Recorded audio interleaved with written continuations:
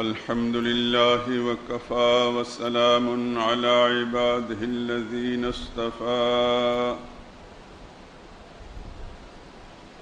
خصوصا على سيد الرسل وخاتم الأنبياء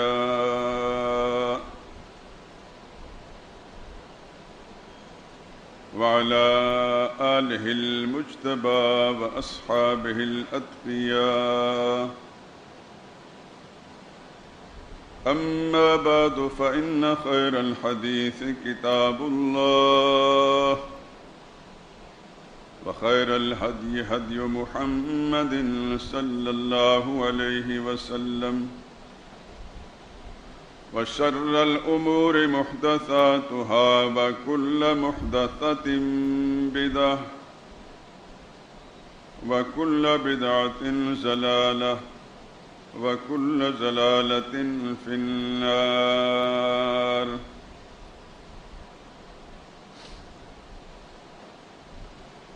أعوذ بالله من الشيطان الرجيم. بسم الله الرحمن الرحيم. ومن الناس من يقول آمنا بالله وباليوم الآخر وما هم بمؤمنين يخادعون الله والذين آمنوا وما يخدعون إلا أنفسهم وما يشعرون. في قلوبهم مرض فزادهم الله مرضا ولهم عذاب أليم بما كانوا يكذبون. وإذا قيل لهم لا تفسدوا في الأرض قالوا إنما نحن مصلحون ألا إنهم هم المفسدون ولكن لا يشعرون. وإذا قيل لهم آمنوا كما آمن الناس قالوا أنؤمن كما آمن السفهاء ألا إنهم هم السفهاء ولكن لا يعلمون.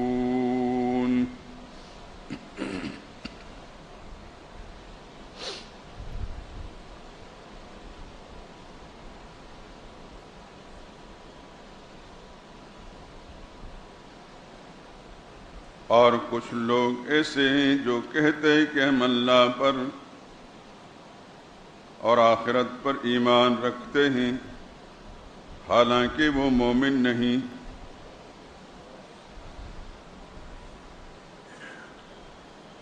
یہ لوگ اپنے زوم میں اللہ کو اور ایمان والوں کو چکمہ دیتے ہیں مگر حقیقت میں اپنے سوا کسی کو چکمہ نہیں دے سکتے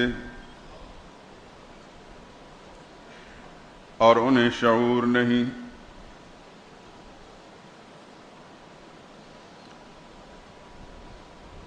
ان کے دلوں میں کفر کا مرض ہے. اللہ نے ان کا مرض اور زیادہ کر دیا اور ان کے لیے دردناک سزا ہے اس لیے کہ وہ جھوٹ کہتے تھے. اور جب ان سے کہا جاتا کہ زمین میں فساد نہ ڈالو تو کہتے ہیں ہم تو اصلاح کرنے والے ہیں.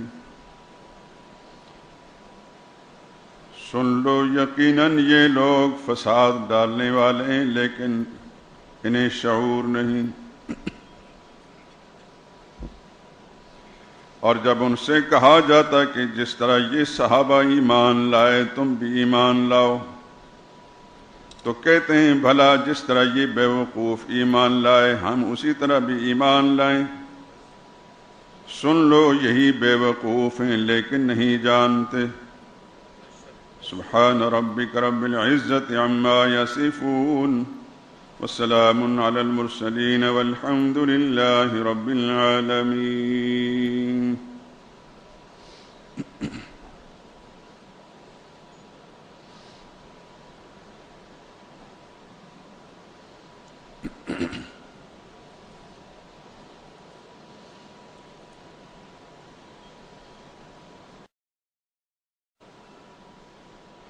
مجھے ماں باپ سے اولاد سے جان سے بھی پیارے ہیں،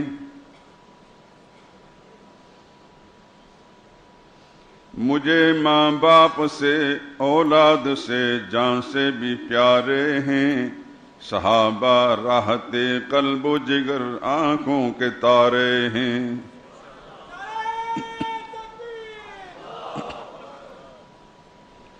صحابہ رونق بزم رسالت بن کے آئے ہیں، صحابہ ہی نے سمجھائے نبی کے جو اشارے ہیں۔ صحابہ نے صداقت سے، عدالت سے، سخاوت سے، شجاعت سے پریشان گیسوئے عالم سوارے ہیں۔ صحابہ ہی کے نصرت کو خدا نے آسمانوں سے فضائے بدر میں لشکر فرشتوں کے اتارے ہیں۔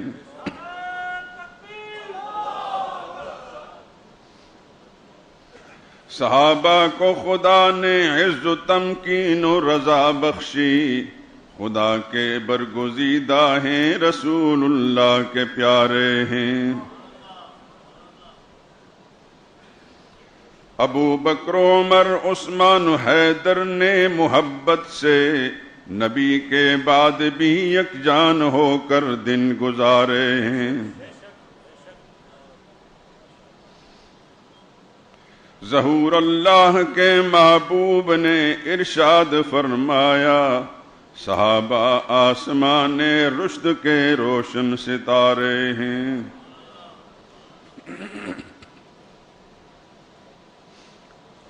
بزرگان محترم، برادران عزیز، میں نے جو آیات کریمہ تلاوت کی ہیں، پہلے پارے میں دوسری ہی سورت سورہ بقرہ کی 6 آیات، آیت نمبر 8 سے آیت نمبر 13 تک ترجمہ بھی پیش کیا ہے، اور ترجمے سے آپ نے یہ اندازہ کیا کہ 2 قسم کے لوگوں کا ذکر ہے۔ ایک وہ طبقہ جو ایمان کا دعوے دار ہے لیکن اللہ نے ان کے ایمان کا انکار کر دیا ہے۔ وہ اپنی زبان سے کہتے ہیں کہ ہم مومن ہیں، لیکن اللہ فرماتے ہیں کہ ان کی زبانوں کا کیا اعتبار ہے، ان کا کردار، ان کا نظریات، ان کا رویے صاف بتا رہے ہیں کہ ان کا ایمان کے ساتھ کوئی تعلق نہیں۔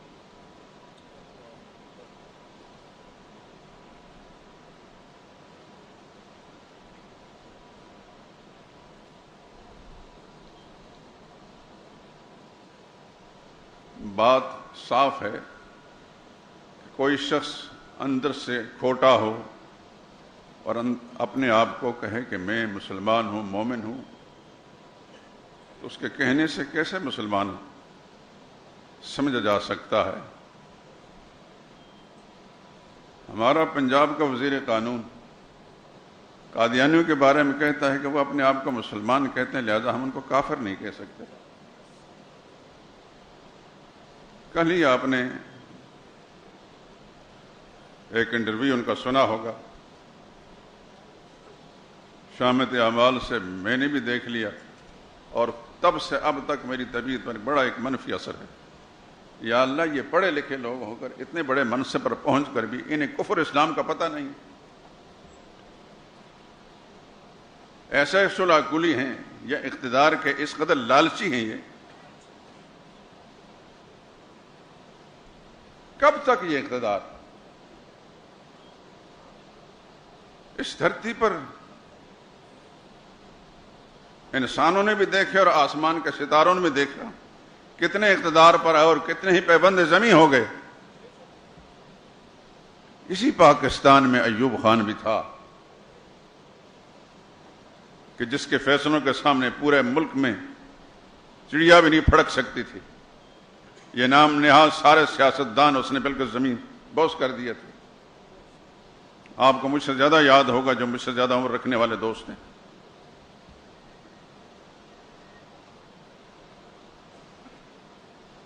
اس نے صحیح معنی ماشاء اللہ لگایا تھا.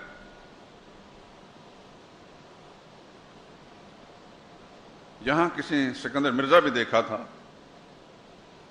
کوئی قبر تلاش کرے اس کی،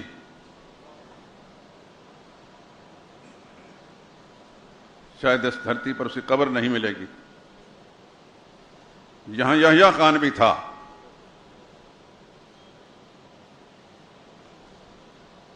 میں سب کے نام نہیں لیتا. آئے اور چلے گئے، رہے نام اللہ کا باقی.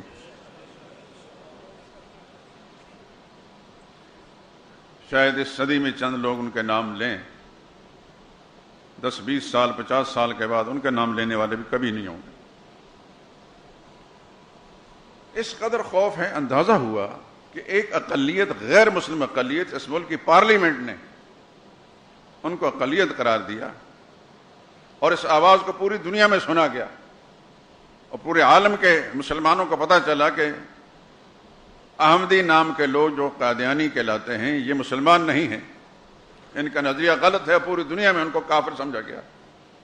اتنے عرصے کے بعد پاکستان کے ایک صوبے کا وزیر یہ کہتا ہے کہ وہ اپنے آپ کو چونکہ مسلمان کہتے ہیں لہذا ہم ان کو کافر نہیں کہہ سکتے.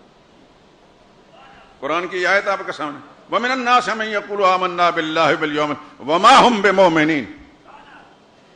وہ کہتے ہیں کہ ہم اللہ پر ایمان رکھتے ہیں، قیامت پر ایمان رکھتے ہیں. اللہ صاف انکار کرتے ہیں، مومن نہیں ہیں. یخادعون اللہ، یہ اللہ کو دھوکہ دے رہے ہیں. والذین آمنوا، مسلمانوں کو بھی دھوکہ دے رہے ہیں. مسلمان کبھی دھوکہ نہیں کھاتا، لیکن اقتدار کا لالچی دھوکہ کھا جاتا ہے.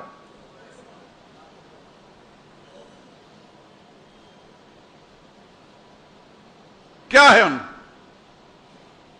ان کی زندگی کے رگ ان کے قبضے میں ہے، سوائے اس کے کہ ووٹ کے لالچی ہیں کہ کل کو الیکشن کے اندر ان کے ووٹ ہمیں مل جائیں.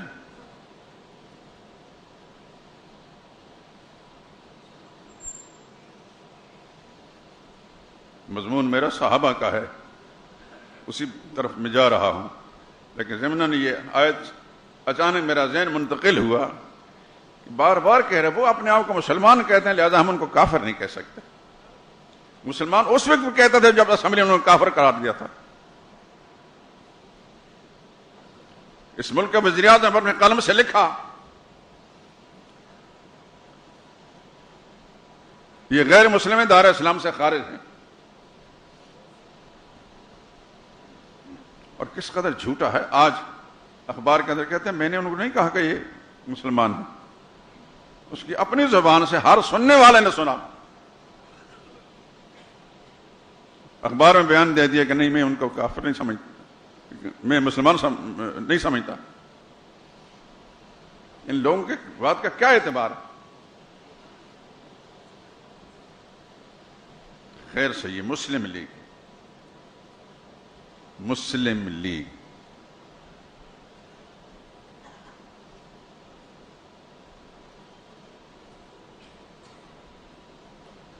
اور کسی ایک کی بات ہوتی ہے سبھی کہہ رہے ہیں کہ وزیر اعظم کے داماد نے اسمبلی کے اندر جو بیان دیا وہ جذباتی باتیں تھیں، وہ ایسا نہیں کہنا چاہیے تھا. اس نے کیا کہا؟ قادیانی فتنے سے خبردار کیا اور یہ کہا کہ فوج کے اندر جو قادیانی ہیں یہ خطرے کا باعث ہے. کس قدر ایک کھلبلی سی مچی ہوئی ان کو. اگر یہ اتنے خوف زدہ لوگ ہیں، ایک سب سے زیادہ عقل در عقل ایک اقلیت سے اس قدر خوف زدہ ہیں، دیکھنا چیر صد پھر دوسروں کا کیا حال ہوگا. ان کے دین ایمان کا حال دیکھیے. ووٹ کی خاطر، صرف ووٹ کی خاطر یہ لوگ کس قدر کمزوری کا مظاہرہ کرتے ہیں.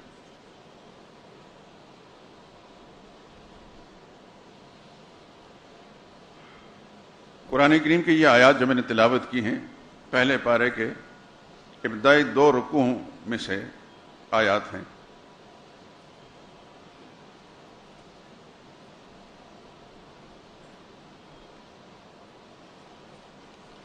کل 20 آیات ہیں، ان میں سے 5 آیات میں اہل ایمان کا تذکرہ ہے، 13 آیات میں منافقین کا ذکر ہے، اور شاید علم الہی میں منافق اسلام اور مسلمانوں کے لیے سب سے زیادہ مضر ہوتا ہے، اضر ہوتا ہے، اس لیے اللہ نے اس کی پوری تفصیل کھول کر بیان فرما دی۔ 2 آیات میں پکے کافروں کا ذکر ہے،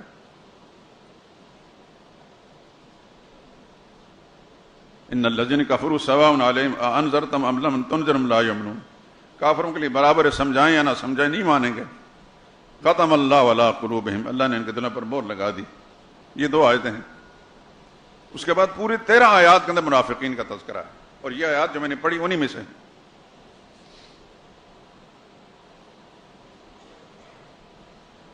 منافق کی خصلت یہ ہے جو ان آیتوں کے اندر بیان ہوئی کہ کتنا بھی دعویٰ ایمان کا کرے میں مومن ہوں، اللہ فرماتے ہیں وما ہم بمؤمنین، مومن نہیں ہیں۔ کسی کے زبانی طور پر کہہ دینے سے میں مومن بن جاتا ہے؟ ایمان کے تو کچھ شرائط ہیں۔ ایمان کی شرائط ہیں۔ سب سے پہلی شرط یہ ہے کہ اللہ کی توحید پر ایمان رکھتا ہو، اس میں کسی قسم کی شرک کی آمیزش نہ ہو۔ نمبر 2، رسالت پر اس طرح ایمان ہو کہ نبی کی لائی ہوئی تعلیمات میں بلا کم اوقات اس کو تسلیم کرے، اس میں کسی قسم کی ہیر پھیر نہ کرے، نبی کو سچا مان کر اس کی تعلیمات کو بھی سچا مانے۔ جو نبی کو سچا مانے گا پھر نبی کے ساتھیوں کو مانے گا۔ ایسا نہیں ہو سکتا کہ نبی کو مانے اور نبی کی جماعت کو نہ مانے۔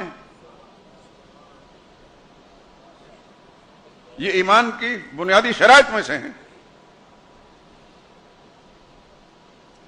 اس لیے قرآن کریم سورہ نساء میں ایک مقام میں اللہ نے فرمایا وَمَن يُشَاقِقِ الرَّسُولَ مِن بَعْدِ مَا تَبَيَّنَ لَهُ الْهُدَىٰ، جو شخص رسول اللہ کی مخالفت کرتا ہے جبکہ ہدایت واضح ہو چکی ہے، وَيَتَّبِعْ غَيْرَ سَبِيلِ الْمُؤْمِنِينَ، اور مومنین جو مخلص مومن ہیں جن کو اللہ نے جن کے دلوں پر ایمان کی مہر لگا دی ہے، اللہ نے اپنے تقدیر کے قلم سے ایمان ان کے کتب فی قلوبہم ایمان لکھ دیا ہے، ان کو اللہ نے مومن فرمایا کہ وہ رسول کی مخالفت کرتا اور مومنوں کا راستہ چھوڑ کر دوسرے راستے پر چلتا ہے۔ اللہ نے فرمایا نوَلِّهِ مَا تَوَلَّىٰ، وہ ظالم جدھر جا رہا ہے ہم ادھر چلائیں گے، وَنُصْلِهِ جہنم، آخر میں جہنم میں ہم جھونک دیں گے۔ واضح طور پر نبی اور نبی کے ساتھی مومن، ان کے بارے میں فیصلہ کر دیا کہ جو نبی کی مخالفت کرتا ہے اور نبی کے ساتھیوں کا راستہ چھوڑ دوسرا راستے پر چلتا ہے وہ جہنمی ہے۔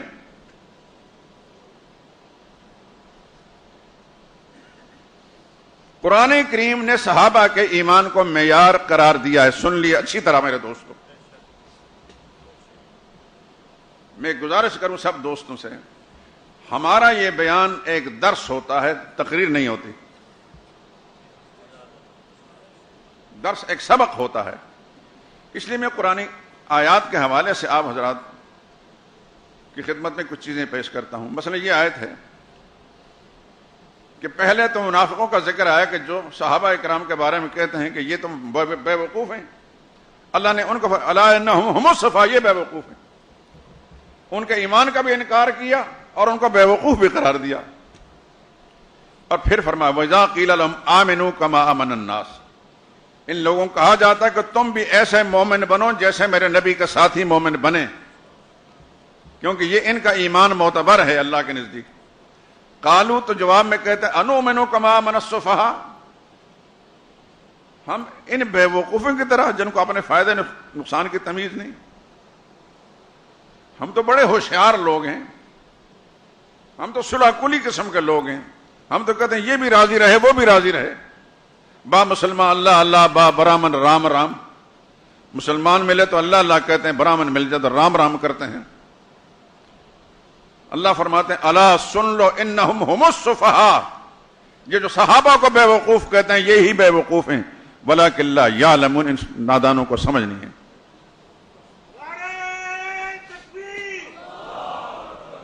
اسی سورہ مبارکہ میں پہلے پارے کے آخر میں اللہ کریم نے صحابہ کرام کے ایمان کو معیار قرار دے کر فرمایا فَإِنْ آمَنُوا بِمِثْلِ مَا آمَنْتُمْ بِهِ فَقَدْ اهْتَدَوْا. قربان جائیں صحابہ پر. یہاں صحابہ کو مخاطب کر کے اللہ نے فرمایا فَإِنْ آمَنُوا، یہ دنیا بھر کے لوگ، ساری دنیا کے لوگ جو ایمان کے دعوے دار ہیں وہ سن لیں، اگر یہ ایمان لائیں اس طرح کا ایمان بِمِثْلِ مَا آمَنْتُمْ، میرے نبی کے ساتھیوں جس طرح تم ایمان لائے، فَقَدْ اهْتَدَوْا، پھر تو یہ ایمان والے اور ہدایت والے بن جائیں گے.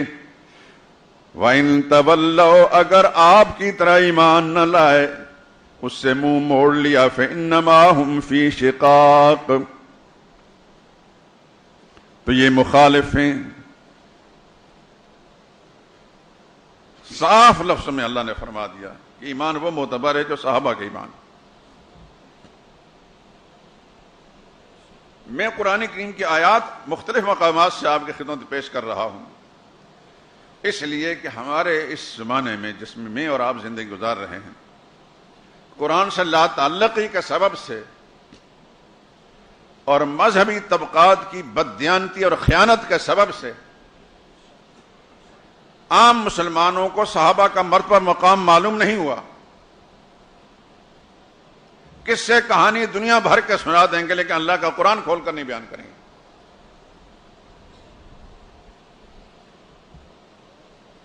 میں یہ نام نہیں لوں گا کہ یہ جن کو میں خائن اور بددیانت کہہ رہا ہوں وہ کون کون ہیں اور کن طبقات میں سے ہیں. فیصلہ کرنا آپ کا کام ہے. آپ یہ اچھی طرح جانتے ہیں کہ کہاں اللہ کا قرآن لوگوں کے سامنے پیش کیا جاتا ہے. قرآن کے ذریعے نبی کی جماعت کا تذکرہ ہوتا ہے. کس سے کہانیاں دنیا بھر کے ہوں گے. یاد رکھیے کس سے سننے کی عادت مت ڈالیے. جو قصہ گو ہوتے ہیں وہ ناقابل اعتبار ہوتے ہیں. آپ کو ہر طبقے کے اندر قصہ گو بہت ملیں گے. لوگوں کا ان طبقات کا مزاج یہ ہے کہ ہم نے پبلک سے واہ واہ کس طرح لینی ہے. اب دیکھتے ہیں بہت سے لوگ ایسی اوٹ پٹانگ باتیں کرتے ہیں تو سننے والے سبحان اللہ، حیران ہوتا ہے یا اللہ ان کی مت ماری گئی ہے. جو بات کہی جا رہی ہے نہ وہ قرآن میں ہے نہ رسول اللہ کے فرمان میں ہے، عقل کے بھی خلاف ہے، لیکن وہ سننے والے کا سبحان اللہ، انا للہ و انا الیہ راجعون. یہ جو مزاج بن چکا ہے قصے کہانیاں سننے کا، خدا کے لیے اب اللہ سے دعا مانگا کریں یا اللہ ہمیں سچ سننے کی توفیق دے اور اس مقام پر پہنچا جہاں سچ بیان کیا جاتا ہے. ایک دعا ہے اللہم ارنا الحق حقا، یا اللہ حق کو حق کی شکل میں ہمارے سامنے لا، ہمیں دکھا. وارزقنا اتباع، اور یا اللہ اس کی پیروی نصیب فرما. وارنا الباطل باطلا، اور باطل کو باطل کی شکل میں ہمیں ہمارے سامنے لا کر وارزقنا اجتنابہ، اس سے بچنے کی توفیق عطا فرما. میں بطور تحدیث نعمت یہ بات کہہ رہا ہوں دوستو، اللہ کی نعمتوں کا اظہار کرنا چاہیے. میرے اللہ نے میری یہ دعا قبول فرمائی ہے.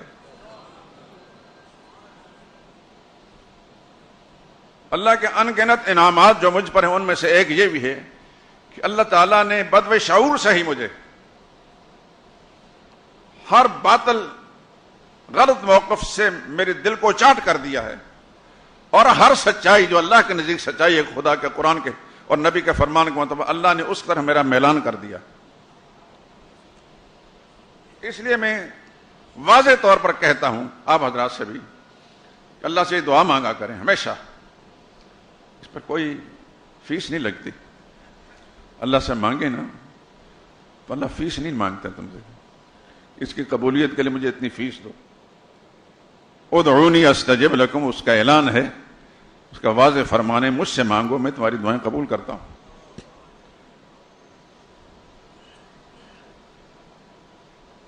اس کا واضح اعلان ادعونی ادعونی ادعونی، مجھ سے مانگو مجھ سے مانگو مجھ سے مانگو.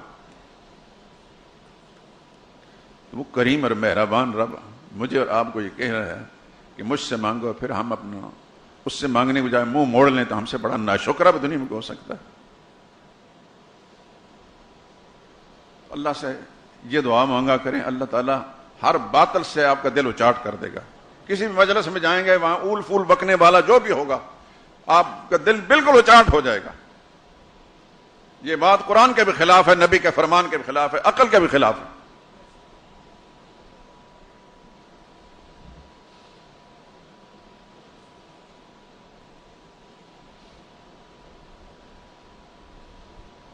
تو جس دور میں اور آپ جی رہے ہیں، ایک طرف ایک گروہ ایسا ہے جس کا مشن ہی دن رات صحابہ کرام کی ذات میں کیڑے نکالنا، تحریراً بھی اور تقریراً بھی، اور ایک طبقہ وہ ہے جو صلح کلی ہیں، جو کہتے ہیں کہ یہ بھی راضی رہے وہ بھی راضی رہے، کوئی ناراض ہم سے نہ رہے۔ کس سے سنائیں گے؟ ایک بڑا مقبول قسم کا مبلغ، نام نہیں لیتا میں، وہ دنیا بھر کے کس سے سناتا ہے،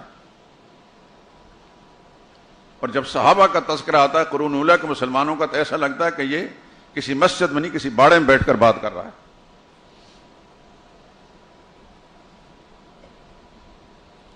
اور اس کو پھر کچھ لوگوں نے ٹریپ کیا ہوا ہے، باقاعدہ ٹی وی چینل اس کے لیے وقف کیے ہوئے، خیر سے وہ سنی کہلاتا ہے۔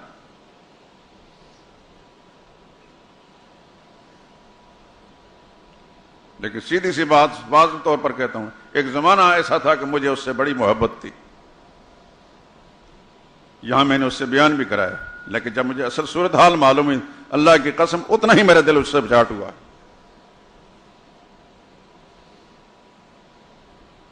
میں نے جو اشعار پڑھے ہیں، ان اشعار کے پہلے شروع کے اشعار میں، کہ صحابہ سے جو محبت ہے اپنے ماں باپ سے بھی زیادہ ہے، اولاد سے بھی زیادہ ہے۔ ہماری جماعت صحابہ کی جماعت ہے۔ کوئی پارٹی ناراض ہوتی ہے تو ہوتی رہے، جو نبی کے ساتھی ہیں وہی ہمارے مقتدا ہیں، وہی رہنما ہیں، وہی پیشوا ہیں، جو نبی کے پیارے ہیں وہی ہمارے پیارے ہیں۔ ان کی عزت آبرو پر کوئی حملہ آور ہوگا تو پھر دفاع ہمارا فرض ہے۔ قرآن کھولنا، قرآن پیش کرنا، یہ ہماری ذمہ داریاں ہیں۔ اس لیے میں قرآن کریم کی ساری آیات آپ کے سامنے رکھوں گا انشاءاللہ۔ شروع کی آیتیں جو اس وقت میں نے سنائی آپ کو، دیکھیے اللہ نے صحابہ کے ایمان کو معیار قرار دے کر لوگوں کا تم بھی ایسے ایمان لاؤ جیسے صحابہ ایمان لائے۔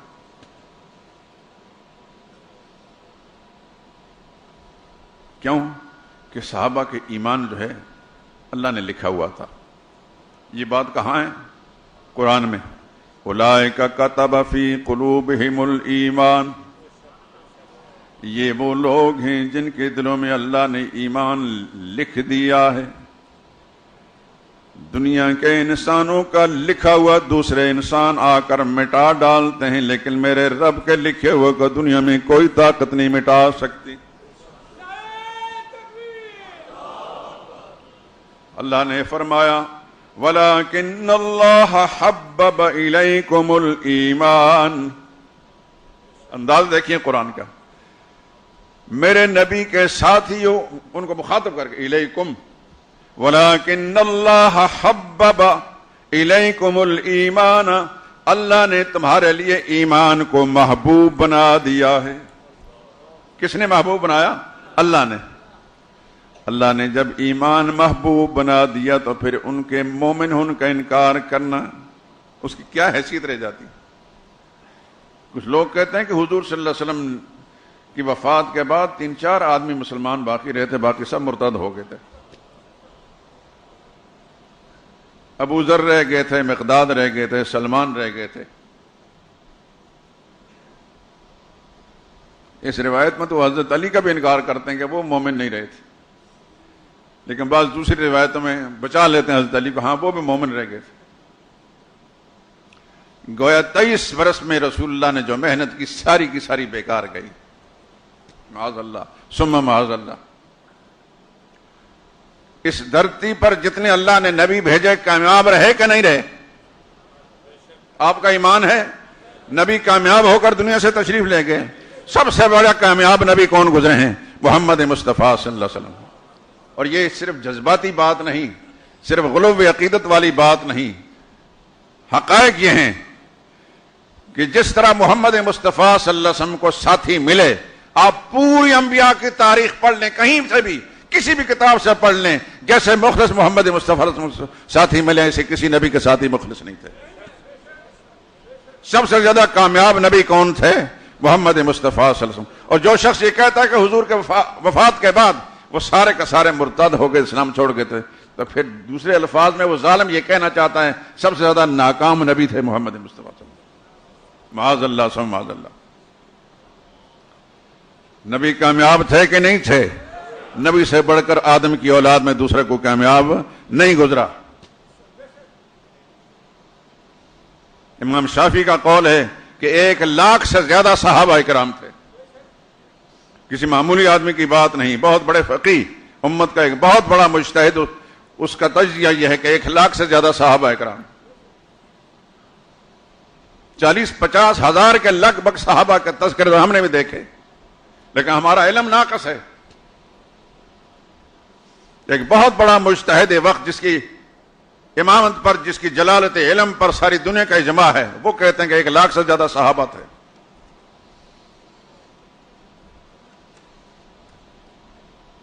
حجۃ الوداع کے موقع پر 40,000 سے زیادہ صحابہ کرام میدان عرفات میں.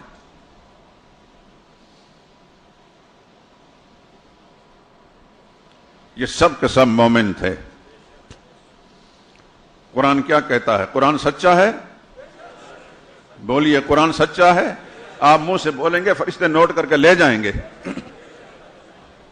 وَلَكِنَّ اللَّهَ حَبَّبَ إِلَيْكُمُ الْإِيمَانَ، اللہ نے ایمان تمہارے لیے محبوب بنا دیا ہے. یعنی میرے نبی کے ساتھیوں، تم وہ لوگ ہو کہ جان تو دے سکتے ہو لیکن ایمان نہیں دے سکتے.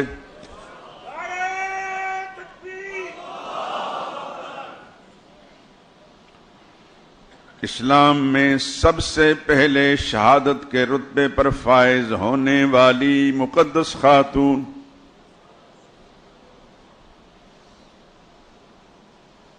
ایک مولوی نے کتاب لکھی ہے، مصیبت ہے کہ میں نام لینے میں ہچکچاتا ہوں کہ کسی کی تذلیل مقصود نہیں، لیکن یہ بڑے بڑے اوراق کے مجموعے جو ہیں اس پر روب ڈالتے ہیں. اس میں لکھا کہ اسلام میں سب سے پہلے شہادت کا فائز ہونے والی حضرت سمیہ ہے. حالانکہ یہ بات غلط ہے. سب سے پہلے شہادت کا رتبے پر فائز ہونے والے رسول اللہ کے ایک ربیب تھے، سن چکے ہیں آپ، بھول نہ جانا، حضرت حارث بن ابی حالہ. یہ سیدہ خدیجہ کے صاحبزادے تھے پہلے شوہر سے. صحن کعبہ کے اندر مشرکین سے چھڑاتے ہوئے، رسول اللہ صلی اللہ علیہ وسلم کو ان کے مظالم سے چھڑاتے ہوئے، رسول اللہ صلی اللہ علیہ وسلم کے اس ربیب حضرت حارث بن ابی حالہ نے جام شہادت نوش کیا ہے. ان کا خون جو ہے بیت اللہ کے صحن میں گرا ہے. اور یہ بات میں اپنی طرف سے نہیں کہہ رہا، حافظ بن حجر عسقلانی نے صحابہ کے تذکرے پر جو عظیم کتاب لکھی ہے اس کے اندر یہ بات لکھی ہوئی ہے.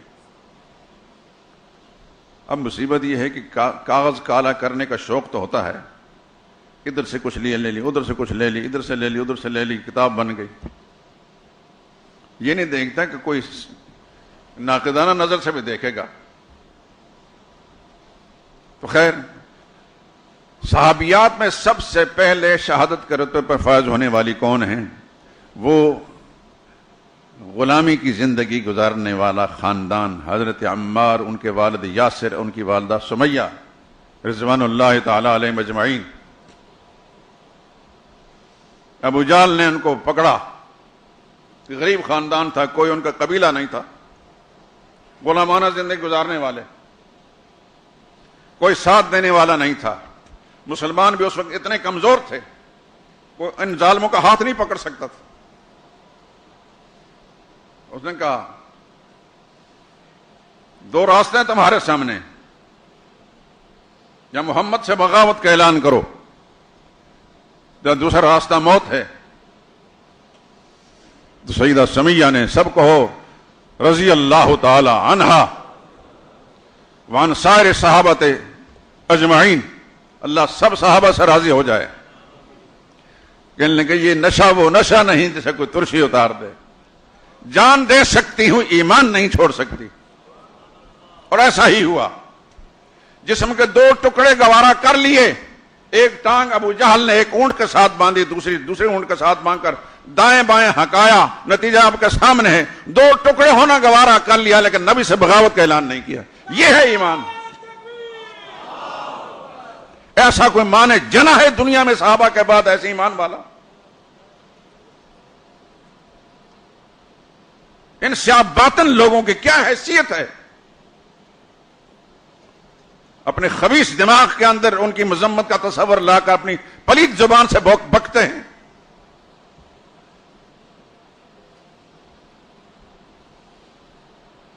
اپنے آپ کو ٹٹولو میرے دوستو، تنہائی میں بیٹھ کر ٹٹولا کرو. میرے اندر، میرے سینے کے اندر نبی کے ساتھیوں کی، نبی کی ذات کی اور نبی کی جماعت کی کتنی محبت ہے. اپنے ایمان کا فیصلہ خود بخود کر لو. ساری دنیا ایک طرف، نبی کی ذات ایک طرف، سارا جہان ایک طرف، رشتہ دار مال اولاد ایک طرف، صحابہ کی ذات ایک طرف. یہ کیفیت اگر کسی مسلمان کی ہے تو مومن ہے انشاءاللہ. اور اگر اس معاملے میں ڈاما ڈول ہے تو پھر اپنا انجام خود متعین کر لے. یہ گوارا نہیں ہو سکتا. اللہ اکبر.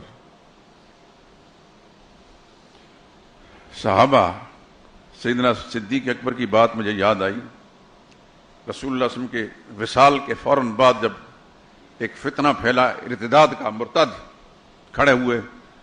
نبوت کا دعوے دار مسلمہ کذاب، یہ مسلمہ پنجاب جو تھا مرزا قادیانی، اسی طرح کہ ایک فتنہ وہ تھا. 10,000 سے زیادہ صحابہ اکرام اس فتنے کو فروغ کرنے کے لیے صدیق اکبر نے قربان کر دیے. اور صدیق اکبر یہ تاریخ جملہ میں آپ کو سنانا چاہتے ہیں، فرمایا وَأَيُنْقَذُ الدِّينَ وَأَنَا حَيٌّ، دین کو توڑ دیا جائے گا میری زندگی میں زندہ. میری زندگی کا فائدہ کیا ہے؟ اس وقت کئی لوگوں نے مشورے بھی دیے کہ حالات بڑے دگرگوں ہیں، تھوڑا سا حکمت عملی سے کام لیجئے. فرمایا سوال ہی نہیں پیدا ہوتا. میرے نبی کے ختم مقابلے کے کوئی باغی کھڑا ہو جائے اور بکر صدیق زندہ رہے، سارے مدینہ والوں کی لاشوں کی بوٹیاں بھی اگر پرندے اڑا کر لے جائیں، ازواج مطہرات کے بھی، یہ گوارا کر لوں گا لیکن نبی کے باغیوں کو برداشت نہیں کروں گا میں. مسلمہ کذاب نے بھی کلمے کا انکار نہیں کیا تھا. وہ کہتا تھا محمد رسول اللہ بھی نبی ہیں، میں بھی نبی ہوں. یہی دجال قادیانی بھی کہتا ہے محمد رسول اللہ بھی نبی، میں بھی نبی ہوں.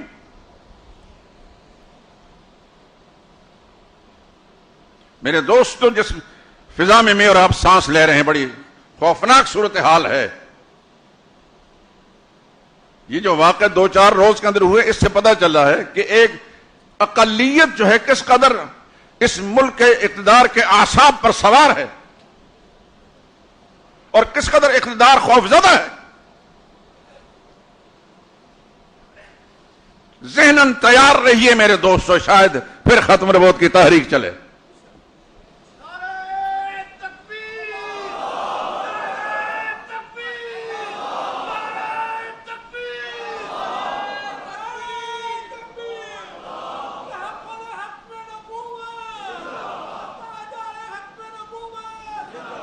جزاکم اللہ خیرہ.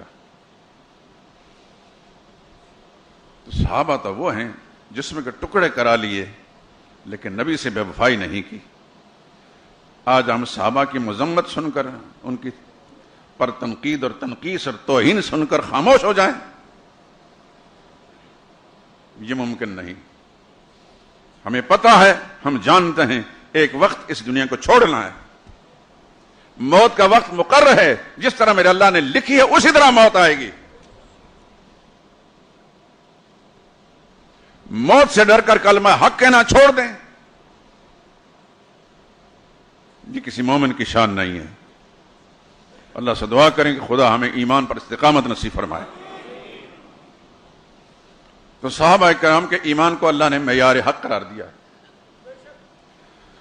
وَلَكِنَّ اللَّهَ حَبَّبَ إِلَيْكُمُ الْإِيمَانَ، وہ اللہ کی ذات ہے جس نے تمہارے لیے ایمان کو محبوب بنا دیا. تم جان تو دے سکتے ہو، ایمان نہیں دے سکتے. اس پر بس نہیں، فرمایا وَزَيَّنَهُ فِي قُلُوبِكُمْ، اللہ نے تمہارے دلوں میں ایمان صرف محبوب ہی نہیں بنایا بلکہ اس کو تمہارے سینوں کے اندر دلوں میں سجا دیا ہے. سب سے زیادہ خوبصورت ایمان کس کا ہے؟ صحابہ کا ایمان. اللہ اکبر. وَكَرَّهَ إِلَيْكُمُ الْكُفْرَ، آیت کو غور سے سمجھیے. وَكَرَّهَ إِلَيْكُمُ الْكُفْرَ، ناگوار بنا دیا ہے تمہارے لیے اللہ نے کفر کو. یہ کون شہادت دے رہا ہے؟ اللہ دے رہے ہیں کہ صحابہ تم وہ لوگ ہو کہ تمہیں کفر سب سے زیادہ ناپسند ہے. والفسوق، فسق بھی کفر تو بہت بڑا درجہ ہے نا برائی کا، اس سے نیچے فسق بھی تمہیں ناپسند ہے. والعصیان، اللہ کی نافرمانی بھی تمہیں ناپسند ہے. یہ صفتیں تمہارے اندر کس نے ڈالی؟ اللہ نے ڈالی. اور پھر اولئک ھم الراشدون،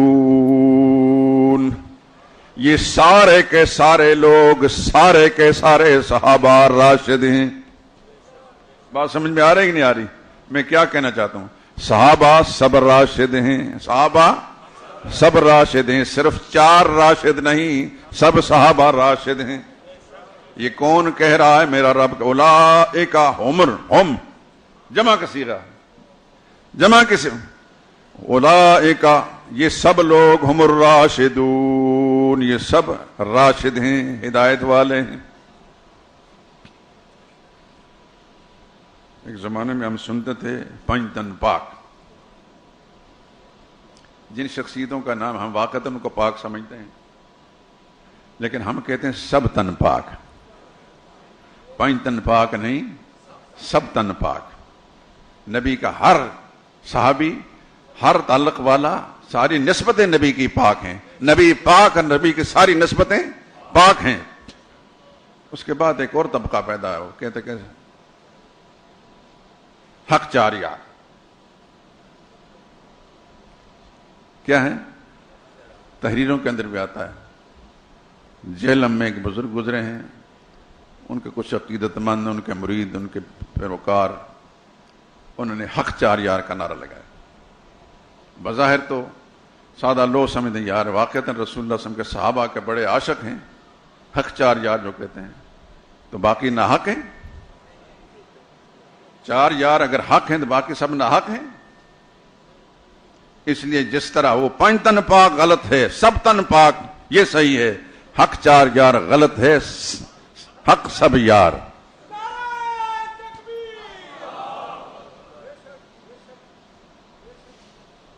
قرآن کریم اس سے پہلے میں سنا چکا ہوں صحابہ کی غلطیاں. غلطی سے پاک کون ہے؟ ایک نبی. نبی غلطیوں سے پاک ہوتا ہے. یہ مسلمانوں کا عقیدہ ہے. آپ بھی اپنا عقیدہ بنا. نبی معصوم ہوتے ہیں، گناہوں سے پاک ہوتے ہیں. اللہ نے ان کی سرشت، ان کی جبلت، ان کی خلقت ایسی رکھی ہوتی ہے کہ معصیت نہیں ہوتی ان میں. میں آپ کو سنا چکا ہوں یوسف علیہ السلام کے حوالے سے. سیدنا یوسف علیہ السلام عزیز مصر کے گھر میں، ان کی بیگم صاحبہ خاتون اول، ان کا دل آ گیا.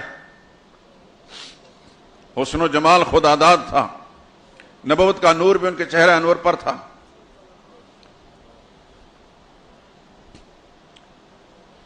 اس خاتون نے ڈورے ڈالے، دروازے بند کر دیے. میں سارے قصہ نہیں سنانا چاہتا، صرف وہ آیت کا ٹکڑا سنانا چاہتا ہوں. کذالک لنصرف عنہ السوء. کاف برائے بیان کمال.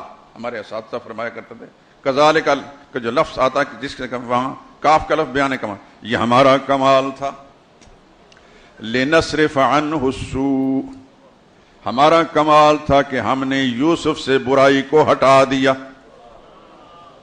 یوسف سے، لفظوں پہ غور کی، یوسف کو برائی سے ہٹا دیا، یوں نہیں، یوسف سے برائی کو ہٹا دیا. یعنی برائی یوسف کی طرف بڑھ رہی تھی، یوسف علیہ السلام اپنی جگہ کھڑے تھے، وہ برائی کی طرف جا نہیں رہے تھے، برائی یوسف علیہ السلام کی طرف آ رہی تھی، ہم نے برائی کو ہٹا دیا. قرآن کی اس آیت کے اس ٹکڑے سے معلوم ہوتا ہے کہ نبی معصوم ہوتے ہیں. یہ عقیدہ معلوم ہے، ہر مسلمان کو رکھنا چاہیے. صحابہ معصوم نہیں، صحابہ محفوظ ہیں. یہ عقیدہ کے بعد میں اس لیے کہہ رہا ہوں کہ یہ درس کی محفل ہے، درس و تدریس، یہ واعظ اور تقریر نہیں. وہ تو لچھے دار تقریر، کسی کے پلے کو بات پڑے نہ پڑے. میں لچھے دار تقریر کرنا جانتا بھی نہیں، سادہ سا آدمی ہوں. مزاج میرا اللہ نے یہ میں دیا ہے کہ جو بات میرے سامنے بیٹھے ہوئے مسلمان ہیں، جو اپنا وقت نکال کر آئے ہیں، وہ وقت نہ ضائع جائے، کچھ سیکھ کر جائیں. صحابہ محفوظ ہیں، یعنی معصوم تو نہیں، غلطیاں ان سے ممکن ہیں، لیکن غلطی پر قائم اللہ ان کو نہیں رکھتا. اللہ ان کو غلطی پر قائم نہیں رکھتا. آیا قرآن کریم سے پوچھتے ہیں، غزوہ احد کے موقع پر صحابہ اکرام سے ایک بڑی سنگین غلطی ہوئی. میں قرآن کی آیت آپ کو نکال کر دکھاتا ہوں.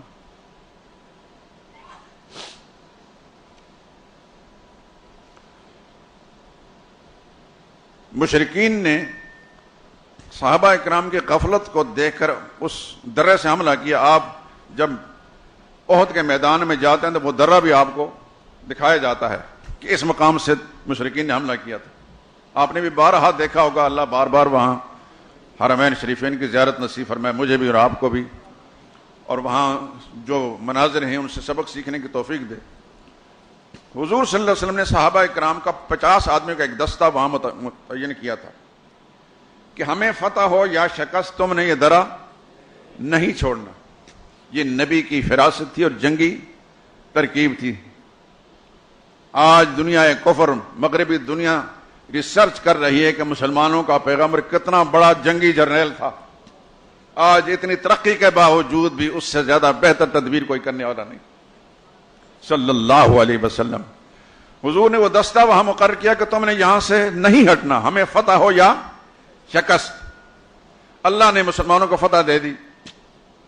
جب فتح دی تو مشرکین بھاگے، مال غنیمت ان کے ہاتھ آیا مسلمانوں کے، وہ جمع کر رہے تھے. وہ درے پر مسلمان تھے، انہوں نے دیکھا کہ فتح تو مقصود تھا، فتح ہو گئی ہے، اب یہاں بیٹھ کر کیا کریں. ان میں کچھ اختلاف رائے ہو گیا کہ اصل مقصود رسول اللہ کے فرمان کا منشا یہ تھا کہ فتح ہو گئی ہے. دوسرے نے کہا نہیں بھائی، حضور نے فرمایا فتح ہو یا شکست درہ نہیں چھوڑنا. چنانچہ اس اختلاف کے سبب سے کچھ درہ جب چھوڑا گیا تو ادھر سے مشرکین نے حملہ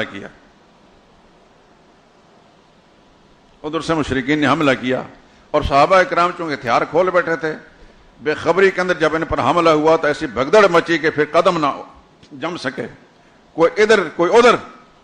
نبی کریم صلی اللہ علیہ وسلم اکیلے رہ گئے اور چند افراد ان کے ساتھ رہے، حتیٰ کہ ایک مشرک بدبخت نے رسول اللہ صلی اللہ علیہ وسلم کے چہرے انور پر پتھر مارا تو خود جو پہنے ہوتا سر کی حفاظت کے لیے، اس کی کڑیاں ٹوٹ کر رسول اللہ صلی اللہ علیہ وسلم کے چہرہ انور بھی زخمی ہو گیا، خون سے لہو لوہان ہو گیا. آپ کے دانت مبارک کے سامنے کے ٹوٹ گئے اور رسول اللہ صلی اللہ علیہ وسلم گڑھے میں گر گئے. اور کسی ابلیس نے، شیطان نے آواز لگائی، ان محمد قد قتل، محمد مارے گئے. یہ پہلے صحابہ کرام کا پہلے قدم اکھڑے ہوئے تھے، اور جب یہ آواز کانوں میں لگی تو بالکل حوصلے ٹوٹ گئے.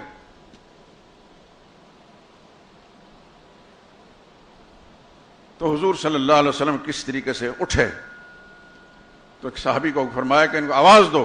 کعب بن مالک ایک صحابی تھے، بڑی اونچی آواز والے کی، الیہ عباد اللہ، ان کو کہہ دو خدا کا بندہ واپس آؤ، انا رسول اللہ، میں خدا کا نبی زندہ ہوں.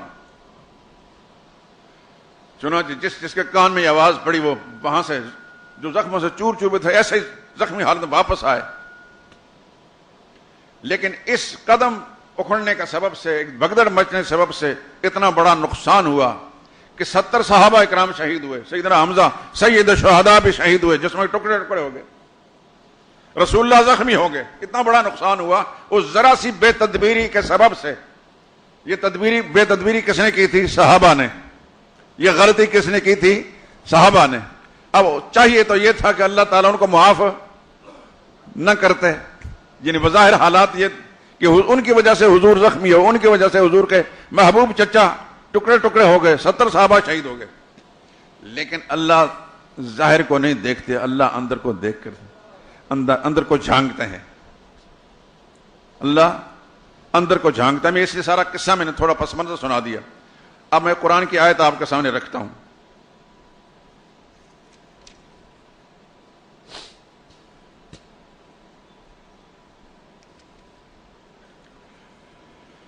یہ 4تھا پارہ ہے، سورہ آل عمران ہے، آیت نمبر 155۔ ان الذین تولوا منکم یوم التقى الجمعان، جو لوگ تم میں سے، اے مسلمانوں، تم میں سے بھاگ کھڑے ہوئے تھے جب میدان احد میں 2 فوجیں آپس میں لڑ رہی تھیں، انما استزلهم الشیطان ببعض ما کسبوا، ان کے بعض افعال کے سبب سے شیطان نے ان کو پھسلا دیا تھا۔ اس بات کو کس نے ذکر فرمایا؟ اللہ نے اپنے قرآن میں۔ پھر فرمایا وَلَقَدْ عَفَا اللَّهُ عَنْهُمْ، سبحان اللہ، وَلَقَدْ عَفَا اللَّهُ عَنْهُمْ۔ اللہ جب کوئی کلام فرمائے اور وَلَقَدْ فرمائے، اللہ تعالیٰ ویسے فرمائے تاکید کرنے کی ضرورت نہیں ہوتی ہے، اللہ کی ہر بات سچی ہے اور پکی ہے، لیکن اپنے کلام میں جب اللہ تعالیٰ وَلَقَدْ فرمائے تو علماء کہتے ہیں یہ قسم کے معنی میں ہوتا ہے۔ وَلَقَدْ عَفَا اللَّهُ عَنْهُمْ، اللہ فرماتے ہیں مجھے اپنی عظمت اور کبریائی کی قسم میں نے ان سب کو معاف کر دیا ہے۔ اتنی بڑی غلطی اور پھر اللہ فرماتے ہیں میں نے معاف کر دیا، اور قسم کھا کر فرماتا ان اللہ غفور حلیم، اللہ بخشنے والا ہے، حوصلے والا ہے۔ اب اتنی بڑی غلطی کرنے والے صحابہ اکرام جو ہیں، چاہیے تو یہ تھا کہ رسول اللہ صلی اللہ علیہ وسلم کا اعتماد ان سے ہٹ جاتا، مگر میرے اللہ کو سب معلوم تھا، وہ اللہ کی اپنی مہربانی اور معافیاں وہ آپ کے سامنے میں آ گئیں۔ اب اللہ کی سفارشیں دیکھیے، سبحان اللہ، اللہ اکبر۔ فَبِمَا رَحْمَةٍ مِّنَ اللَّهِ لِنْتَ لَهُمْ، اندیشہ تھا کہ نبی ان پر اعتماد ہٹا کر ان کو آئندہ مشورہ نہ لیں۔ اللہ فرماتے ہیں میرے نبی اللہ ہی کی مہربانی تھی آپ پر کہ آپ ان کے لیے نرم دل ہو گئے، یہ اللہ ہی کی مہربانی سے آپ ان کے لیے نرم دل ہو گئے۔ وَلَوْ كُنْتَ فَظًّا، اگر آپ تندخو ہوتے، غلیظ القلب، تنگ دل ہوتے، لَنْفَضُّوا مِنْ حَوْلِكَ، یہ صحابہ سب کے سب آپ کے ارد گرد سے بھاگ چکے ہوتے۔ اب کیا کرنا ہے؟ فَاعْفُ عَنْهُمْ، میں نے کیا آپ کو اللہ تعالیٰ کی سفارشیں، اللہ خود معاف فرما رہے ہیں اور ساتھ اپنے نبی کو فرما رہے ہیں آپ ہی معاف کر دیں ان کو۔ فَاعْفُ عَنْهُمْ، میرے نبی ان کو معاف کر دیں، وَاسْتَغْفِرْ لَهُمْ، اللہ سے بھی ان کے لیے بخشش مانگیں۔ ایک بات پوچھتا ہوں آپ حضرات سے، ہم جب کسی کی سفارش کرتے ہیں تو ہمیں کوئی نہ کوئی سے لالچ ہوتی ہے، کوئی لحاظ ہوتا ہے، رشتہ داری ہوتی ہے، دوستی ہوتی ہے، کچھ نہ کچھ ہوتا ہے کہ نہیں ہوتا؟ اللہ کو کیا لالچ تھی صحابہ سے؟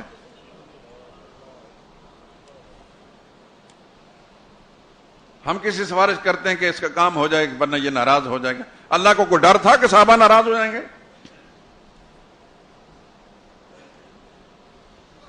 کیوں کر رہے ہیں رب العالمین؟ اللہ جانتے ہیں کہ یہ غلطیاں ان سے ہو گئی، یہ نبی نہیں ہیں، لیکن ان سے زیادہ مخلص نبی کے لیے اور اسلام کے لیے اور ہے بھی کوئی نہیں، اس لیے فرمایا فَاعْفُ عَنْهُمْ، میرے نبی ان کو معاف کر دیں، یعنی آپ کے حقوق میں جو کوتاہی ہوگی ہے وہ معاف کر دیں۔ وَاسْتَغْفِرْ لَهُمْ، اور اللہ کے معاملے میں جو ان سے غلطی ہوگی اللہ سے معافیاں بھی مانگیں۔ اور تیسری بات وَشَاوِرْهُمْ فِي الْأَمْرِ، جس طرح پہلے ان پر اعتماد کر کے ان سے مشورے لیا کرتے تھے، اپنی کمیٹی کا ممبر بنا کر ان سے مشورے لیا کرتے تھے، میرے نبی آئندہ کے لیے بھی ان سے مشورے لیتے رہا کریں، ان کو ناقابل اعتبار مت سمجھے۔ یہ اعلان کس کا ہے؟ اللہ سے بڑھ کر کوئی سچا ہے؟ اللہ سے بڑھ کر صحابہ کو کوئی جاننے والا ہے؟ اللہ کے معاملے میں، اللہ کے دین کے معاملے میں اگر یہ کھوٹے ہوتے تو اللہ تعالیٰ ان کے لیے یوں مہربانی فرماتے؟ ہے دنیا میں کوئی مایا کا لال ایسا جو اس طرح کا ہو جو صحابہ ہیں؟ اس لیے اللہ فرماتے ہیں، اللہ کے نبی نے فرمایا لا تسبوا اصحابی، ذرا سی بدگوئی بھی میرے ساتھیوں کے بارے میں نہ کرنا، ذرا سی بدگوئی۔ سب کہتے ہیں معمولی برا بلا کہنا، ایک ہوتا ہے شتم، شتم کا معنی گالی بکنا، ایک ہوتا ہے سب، معمولی برائی۔ لا تسبوا اصحابی، معمولی برائی سے بھی میرے ساتھیوں کا تذکرہ نہ کرنا۔ سن لو اگر تم میں سے کوئی شخص احد پہاڑ اور دنیا والو، تم میں سے کوئی شخص احد پہاڑ جتنا سونا بھی خرچ کر لے، میرا ساتھی آدھ سیر جو خرچ کرے، ما بلغ مد احدہم، تمہارا احد پہاڑ جتنا سونا خرچ کرنا بھی میرے ساتھیوں کے آدھ سیر جو خرچ کرنے والے عمل کے برابر نہیں۔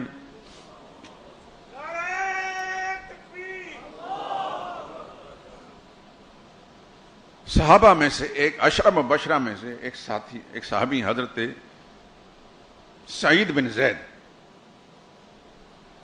یہ سیدنا فاروق اعظم کے چچا زاد بھائی ہیں، عشرہ مبشرہ میں سے ہیں۔ ایک دفعہ کسی نے صحابہ کے بارے میں کوئی بدگوئی کی، کہوں گا منافق اس معنی میں، فرمایا کیا کہہ رہے ہو تم؟ وہ بھی صحابی تھے، تم کیا کہہ رہے ہو؟ میں نے اپنے کانوں سے نبی کو سنا، ابوبکر فی الجنہ، عمر فی الجنہ، عثمان فی الجنہ، علی فی الجنہ، سعد فی الجنہ، سعید فی الجنہ، عبد الرحمن بن عوف فی الجنہ، ابو عبیدہ بن جراح فی الجنہ۔ آخر میں انہوں نے اپنا نام 9 کا تذکرہ کر کے چپ ہو گئے،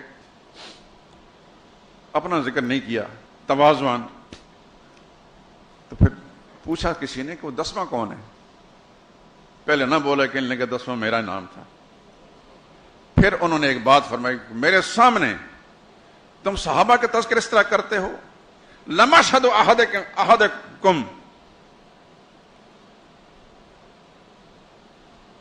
لمشہد رجل من اصحابہ، کہ کوئی شخص محمد مصطفیٰ صلی اللہ علیہ وسلم کے ساتھیوں میں سے جو حضور کے ساتھ میدان جنگ اور جہاد میں جاتا رہا،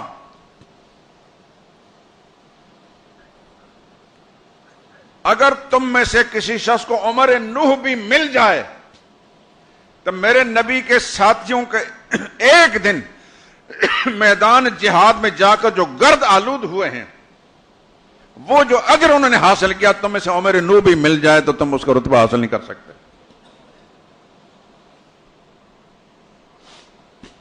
عبداللہ بن مبارک ایک بہت بڑے محدث گزرے ہیں، امام بخاری کے اساتذہ میں سے، ابو حنیفہ کے شاگرد ہیں، امام بخاری کے استاد ہیں، اپنے زمانے کے بہت بڑے ولی اللہ ہیں، بہت بڑے محدث ہیں، ساری خوبیاں اللہ نے ان کو جمع، تبع تابعین میں سے ہیں۔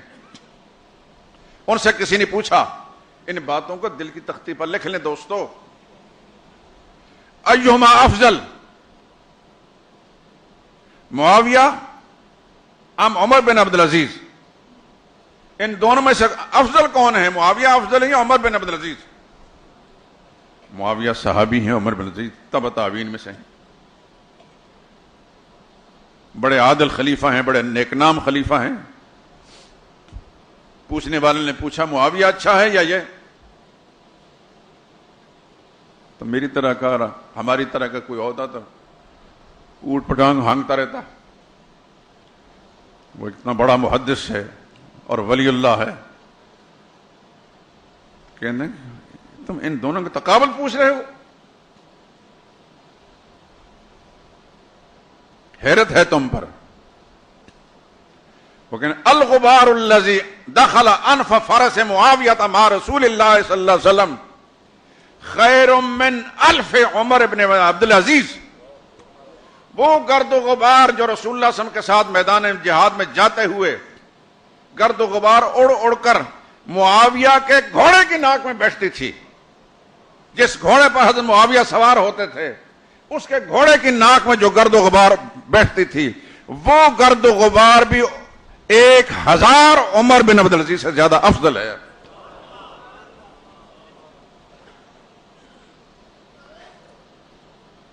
اور اس بات کو مجدد الفسانی نے اپنے مکتوبات میں بھی نقل کیا ہے. کسی نے پوچھا، کہتے ہیں ہیج صحابی، ہیج ولی بمرتبہ صحابی نہ رسد. کوئی ولی بھی کسی صحابی کے رتبے تک نہیں پہنچ سکتا. اویس قرنی علو شان، اویس قرنی اونچی شان والا ایک بزرگ تھا، تابعین میں سے گزرا ہے. بمرتبہ ادنا صحابی نہ رسد، کسی ادنا صحابی کے رتبے تک بھی نہیں پہنچ سکتا. یہ مجدد الفسانی نے اپنے مکتوبات میں لکھا ہے فارسی زبان کے اندر. میں نے آپ کو الفاظ بھی سنا دیے. صحابہ کا مقام ہے میرے دوستو. کہتے ہیں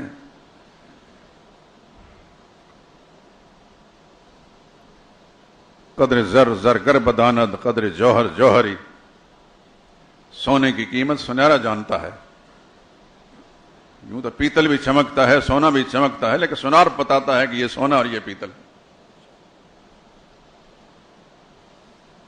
تو صحابہ کو جاننے والوں سے پوچھئے، جو قرآن جاننے والے تھے، جو نبی کے فرمان سے واقف تھے، ان سے پوچھے صحابہ کا مقام کیا ہے. میں آخر میں ایک بات کہہ کر ختم کرتا ہوں. ہمارے بزرگ تھے سیدنا عطا اللہ شاہ صاحب بخاری رحمۃ اللہ تعالی علیہ. وہ فرمایا کرتے تھے 2 مکھیاں ہوتی ہیں، ایک مکھی جو گوبر والی ہوتی ہے، ایک مکھی جو شہد والی ہوتی ہے. شہد والی مکھی پھولوں پر بیٹھتی ہے، گوبر والی مکھی گوبر پر بیٹھتی ہے. تو صحابہ کو گوبر والی مکھی بن کر تاریخ کے اوراق میں مت دیکھو، صحابہ کو شہد کی مکھی بن کر پھولوں کے، قرآن اور سنت کے پھولوں کے اندر دیکھو. اس لیے میں اس سے پہلے کہہ چکا ہوں، دنیا کی کسی کتاب سے صحابہ کو مت پرکھو. صحابہ کو پرکھنا ہے نبی کی زبان سے پرکھو، اللہ کے قرآن سے پرکھو.